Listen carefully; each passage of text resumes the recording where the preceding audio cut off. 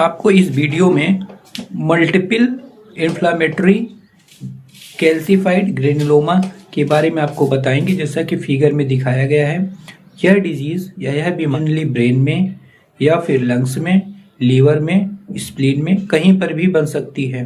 ये बनती क्यों है? जब भी बाहर से कोई फंगस, बैक्टीरिया या टेपोमटीनिया के छोटे छोटे लार्वा जब भी ब्लड के थ्रू हमारे ब्रेन में पहुंच जाते हैं, तो ब्रेन की जो इम्यून सेल्स होती हैं, जो हमारी इम्यूनिटी को डेवलप करती हैं, अपने आप ही रिकॉग्नाइज कर लेती हैं और उसके चारों तरफ कैल्शियम की एक लेयर बना देती हैं और ब्रेन की सेल्स उसे खुद डेथ करने की प्रयास करती हैं। लेकिन कभी कभी ये प्रोसेस लंबा हो जाता है, तो वो थोड़ा सा स्पॉट या डॉट या स्मॉल डॉट की तरह दिखाई देता है, जैसे कि फिगर के माध्यम से दिखाया गया, आप देख सकते हैं। और ये सीटी स्कैन से ही कंफर्म हो सकता है, लेकिन सीटी और एमआरआई इसके लिए बेस्ट डायग्नोसिस के लिए या फिर जानकारी के लिए सही तरीका है, जैसा कि इसमें दिखाया गया है। साथ ही साथ दोस्तों, मल्टीपल इन्फ्लामेटरी कैल्सिफाइड ग्रेनुलोमा ठीक हो जाता है तो आपको लास्ट में या फिर पहली बार एक बार जरूर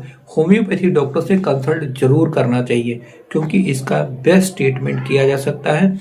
और इसके जो साइन एंड सिम्टम्स आते हैं वो ये होते हैं कि जब भी इसकी साइज बढ़ती है या कभी ऐसी जगह पर ये बन जाता है जहां पर हमारे न्यूरॉन्स को सप्रेश यानी प्रेस करता है, जिसकी वजह से जो भी सप्लाई अदर जगह पे होती है, वहां की जो भी पैर है या फिर ऑर्गन्स हैं, वहाँ पर थोड़ा सा प्रॉब्लम होता है। कभी कभी इसमें कन्वल्जन भी आ सकता है, कभी कभी ट्रेम्बलिंग होती है, कभी वोमिटिंग हो सकती है, सर में दर्द हो सकता है।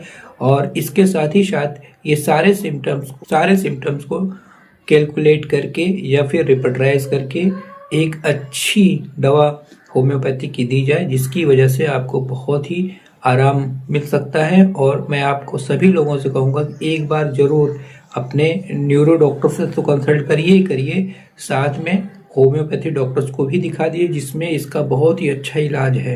इस बीमारी से आपको बहुत घबराना नहीं है, बहुत परेशान होना नहीं है। और साथ ही साथ में आप अपना एक्सरसाइज, खाने में चेंजिंग कर लीजिए। खाने में ऐसी चीज़ें खाइए जो पत्तीदार